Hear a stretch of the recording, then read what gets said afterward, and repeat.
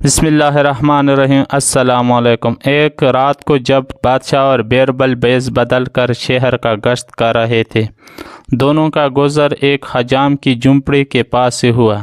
حجام جھونپڑی کے باہر چارپائی پر بیٹھا ہوقہ پی رہا تھا۔ اکبر نے اس سے پوچھا، بھائی یہ بتاؤ کہ آج کل اکبر بادشاہ کے راج میں لوگوں کا کیا حال ہے؟ حجام نے فوراً جواب دیا، اجی کیا بات ہے، ہمارے اکبر بادشاہ اس کے راج میں ہر طرف امن، چین اور خوشحالی ہے۔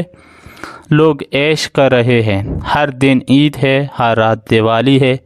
اکبر اور بیربل حجام کی باتیں سن کر آگے بڑھ گئے۔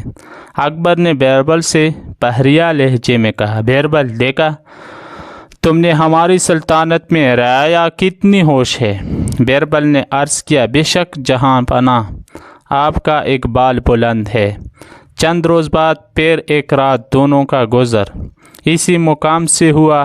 اکبر نے حجام سے پوچھ لیا، کیسے ہو بھائی؟ حجام نے چھوٹتے ہی کہا، اجی حال کیا پوچھتے ہو، ہر طرف تباہی بربادی ہے۔ اس اکبر بادشاہ کی حکومت میں ہر آدمی دکھی ہے۔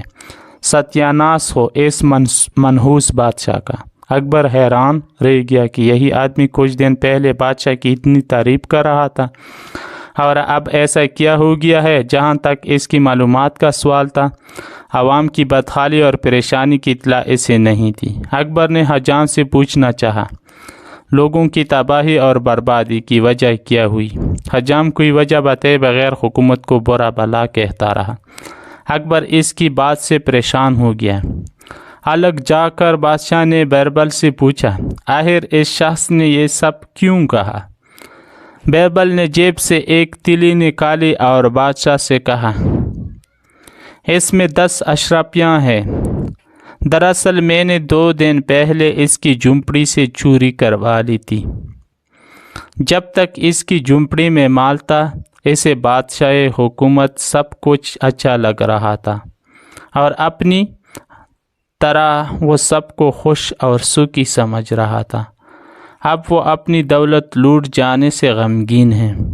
ساری دنیا اسے تباہی اور بربادی میں مبتلا نظر آتی ہے۔ جہاں پناہ اس واقعے سے آپ کو یہ گزار کرنا چاہ رہا تھا کہ ایک فرد اپنی خوشحالی کے تناظر میں دوسروں کو خوش دیکھتا ہے، لیکن بادشاہ اور حکمرانوں کو رعایا کا دکھ درد سمجھنے کے لیے اپنی ذات سے باہر نکل کر دور تک دیکھنا اور صورتحال کو سمجھنا چاہیے۔ آپ کیا کہتے ہیں؟ کمنٹ میں ضرور لکھیں۔ وسلام۔